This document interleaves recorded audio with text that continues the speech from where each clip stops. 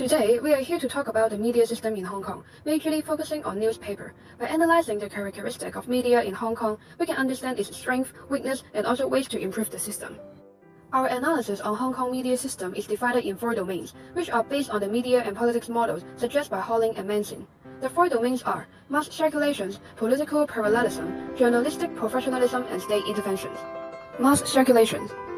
Hong Kong thus has high newspaper circulations, ranking the second highest in Asia. There are 52 daily newspapers and 644 periodicals in 2016, including 25 Chinese newspapers, 12 English, 5 Japanese, and 1 Korean. The South China Morning Post has 105,000 of circulations, 349,000 of readership, being the most circulated newspaper in 2015. Second place goes to Apple Daily, with 200,000 of circulations and 1.5 million of readership. Meanwhile, Headline Daily owns 86,000 of circulations and 1.3 million of readership, earning the 3rd place. All this data prove Hong Kong has a high newspaper circulations. The reasons behind such achievement include free distribution. There are free newspapers distributed commonly in public transportation stations, which is convenience for citizens. Low price is another important factor as well. Most newspapers in Hong Kong price from 7 to 10 Hong Kong dollars, which is affordable for most citizens.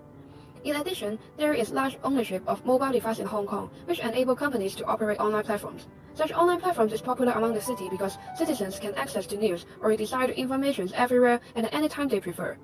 Newspaper is available in most convenience stores in Hong Kong, which the high availability contributes to the easy access for newspaper. Apart from the above, there are numerous newspapers available in different languages, which also increase the scope of readership. In terms of political parallelism, newspaper in Hong Kong can be divided into 4 different styles: pro-democratic, pro-establishment, liberal, and financial. The political affinity of a newspaper can be determined by the wording used or the diversity of the stakeholders. Let's take the recent democracy war incidents as examples. We have gathered news articles from the 4 different styles that report the same incidents. For pro-democratic, we have chosen Apple Daily as example. The article uses strong and aggressive wording like using the word Daisai and Ximling in its heading, which are wordings that is relatively negative. From this, readers can see that the newspaper indirectly disagree with the pro-establishment side. For pro-establishment, Queen Hui Bao is chosen as example. The article includes one-sided opinion with no mention of opinions from other stakeholders apart from the pro-establishment camp. Also, the article resembles a commentary rather than fact reporting, in which shows its apparent tendency on One China principle. For liberal, this article from Ming Bao is relatively objective. It includes opinion from diverse stakeholders like student unions representatives and lawyers. It also includes discussion by professionals, not in the perspective of journalists, legal issue for instance. For financial, news article from Hong Kong Economic Times also include opinions from diverse stakeholders. It is relatively factual with little to none commentary. From the comparison, we can conclude that newspaper in Hong Kong shows high political parallelism, but yet, since there are different styles of newspaper, news are reported with different ideas and in different perspectives. Journalistic professionalism. The code of ethics for journalists in Hong Kong is set by the Hong Kong Journalism Association, which shares similarity with the Declaration of Principle on the Conduct of Journalists, set by the International Federation of Journalists. This shows the code is credible since it reaches international standard. This is a survey on the relative credibility of Hong Kong newspaper. We can see that South China Morning Post earned 6.85 over 10 points, while Apple Daily earned only 5.27 points. This implies that compliance towards the local code vary with different newspapers. Let's investigate on the low score of Apple Daily. Apparently, it is well known that this newspaper uses aggressive wordings, focuses on gossips, and gathers information through inappropriate methods. Once, the newspaper published fake photos which they paid the criminals to pose for. Such action has aroused controversy among the industry and also the society, but still, as mentioned before, Apple Daily ranked the second in terms of most circulated newspaper, showing that even citizens understand the importance of ethical journalism, an ethical newspaper is not out of their choice. Such phenomenon is believed to have encouraged newspaper to continue unethical news reporting. From the above example, we can conclude that there is polarized performance in Hong Kong journalistic professionalism, where market dominance characteristic is the major drive of such development. State intervention. We would like to discuss state intervention in Hong Kong media system in 3 main domains: financial support, regulatory body, and indirect influence. We believe there is minimum involvement from Hong Kong government, but indirect influence from mainland government is present. In terms of financial support, there are diverse ownership among different newspapers. For instance, Radio Television Hong Kong is owned by the Hong Kong government. South China Morning Post is brought by Alibaba, a company directly related to mainland capital, while Ming Bao is owned by numerous private corporations. In terms of regulatory body, Hong Kong Press Council Limited, a non-state capital organization, is the major regulatory body for newspaper in Hong Kong. Its missions aim to enhance press freedom and promote self-discipline. There is apparent absence of direct interference by the local government. In terms of indirect influence, which reflects through self-censorship, background of investor and shareholder is believed to have a large influence in newspaper deciding appropriate content to publish. Since China is a large and powerful market, it makes sense the company would not want to lose business opportunity or get into trouble. To sum up, we can see that Hong Kong newspapers are in mass circulation, high political parallelism, polarized professionalism, but mostly market-dominated and involve two governments' interventions. So, which model does Hong Kong media system like? There is no unique model that suits to Hong Kong media system. In terms of mass circulation and high political parallelism, we conclude as liberal model. However, for professionalism and state intervention, we conclude as democratic corporatist model due to polarized professionalism and strong two-governmental involvement. Now, let's move on to the strengths and weaknesses of media system. There are 3 strengths in total. First, there are newspapers available in different languages, such as Chinese, English, Japanese, and Korean. Hong Kong, as a civil society, contains people from all over the world. Multiple languages results to a global vision. It means that people from different countries can read newspapers and know what's happening in Hong Kong.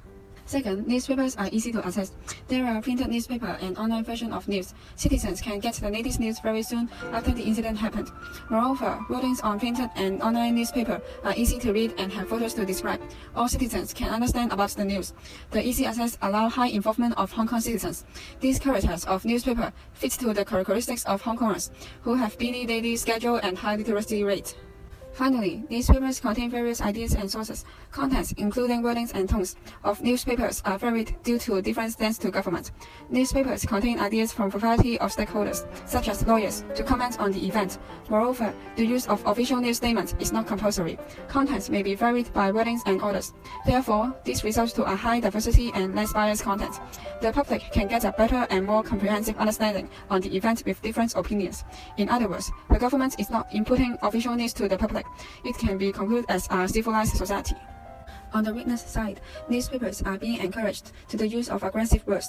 Different stance is presented among newspapers. To survive in the newspaper industry, extreme stance and aggressive wordings are adopted in response to public favoritism over juicy news.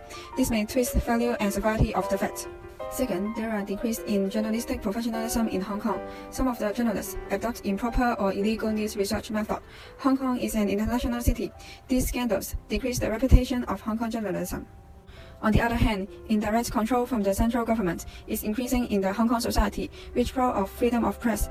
Because of the indirect control, self-censorship seldom appears. Journalists withdraw some of the articles to avoid offense against the central government.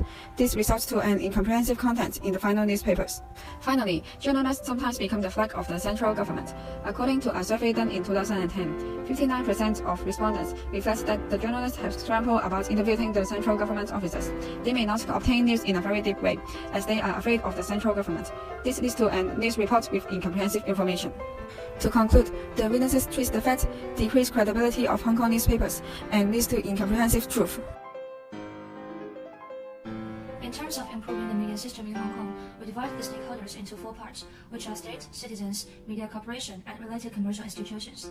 As for the state, we can analyze Hong Kong government and the central government separately. For Hong Kong government, the first and most important thing to do is to enact laws to normalize the journalism ethics and journalists' behavior. For instance, building up watchdog system to the journalists who accept bribes, fabricate news, or twist the truth will surely help increase the credibility of the whole media system. Moreover, Hong Kong government should clear and define the occupational requirements, as only those who received professional journalism education can follow the ethics for journalism. Government can do is to provide subsidy to media system. Subsidy can be provided to the overall press industry to support their developing, thus to lower the price and expand its audience. Also, government can formulate the criteria for the subsidy. Better to be, the higher credibility the newspaper is, the more the subsidy will be. Using such criteria to improve the journalism ethics. Besides, subsidy for minor newspaper can be specially offered to make the media system more democratic.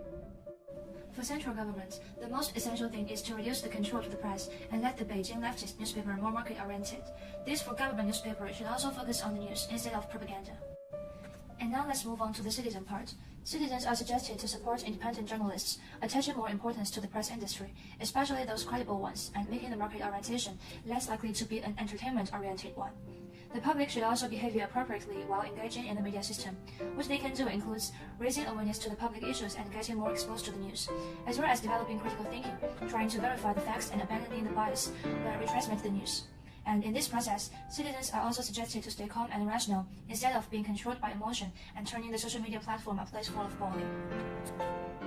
For media corporations, regulation should be framed and strictly executed to avoid breach of journalism ethics. Secondly, for journalists and operators themselves, they should pay more attention to the truth of news instead of market and interest behind the news. Furthermore, they may want to improve the quality of reports to increase the credibility of themselves, as well as the media cooperation they work for. Besides these three aspects, related commercial institutions or stockholders, for instance, Alibaba, who purchased SCMP, can also make improvements and contribute to establish a better media system in Hong Kong. They should not try to control the direction of reports, especially when they are involved in some specific incidents, to maintain the objective character of journalism. Moreover, though they are driven by the pursuit of profit, they should separate advertising from serious articles.